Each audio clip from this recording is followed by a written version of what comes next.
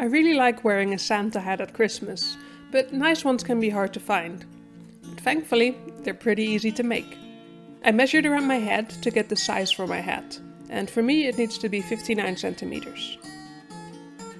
I took half that size and drew it out on the fabric, plus 1.5 centimeters of seam allowance on each side. This fluffy material was pretty difficult to mark on, with both chalk and marker not really being visible. But my heat erasable pen was visible enough to make do. Now it was time to determine the length of my hat. I'm a big fan of the long Scandinavian Santa hats, so I'm making mine 80 centimeters tall. But if you'd like a more standard one, 40 centimeters should probably be good. I marked the length in the middle of the piece and then cut the material in a straight line between the marked points. And that's one side of the Santa hat cut. Then I used it as a template to cut the other side.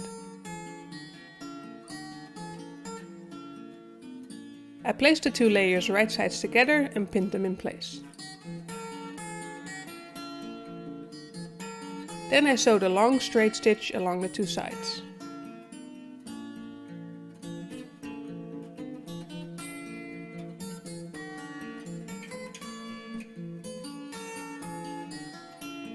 I trimmed the seam allowance back around the top so that it won't get in the way when I turn it right side out.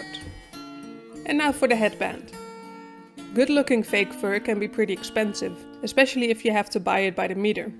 I found this small seat cushion at a furniture store, and that should have just enough material to cover my needs. I marked out the width that I need the headband to be, which is half my head circumference plus seam allowance, and made the pieces as tall as possible. You can't really cut fake fur with scissors, because you'll end up cutting the hair as well. So I followed the advice of everyone's favorite fluffy thing maker, Karoline, and used an X-Acto knife to cut only the backing material, and that leaves the hair intact.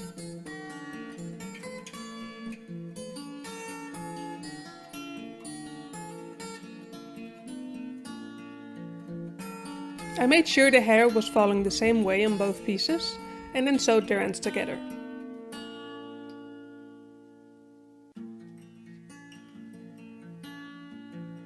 I folded the top edge inwards and held it in place with clips.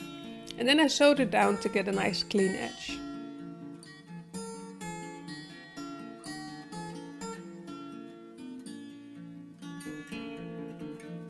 This did cause some of the hairs to stick upwards, so I added a line of top stitching to keep them down. I placed the headband inside the hat, with the right side of the fur facing the wrong side of the hat. I sewed all the way around to attach it.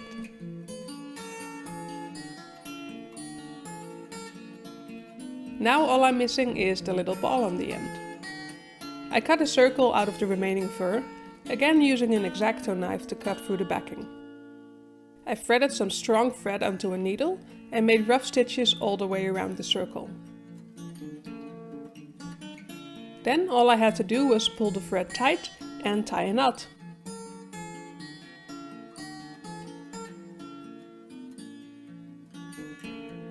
I stitched it onto the end of the hat with just some basic stitches and tied a knot by passing the thread through its own loop. It's pretty much done now, but I thought the fur was just a little bit too long, so I gave it a quick haircut.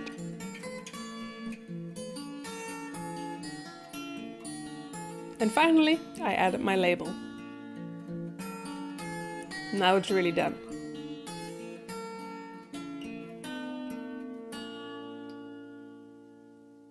Thank you for watching, and I'll see you next time.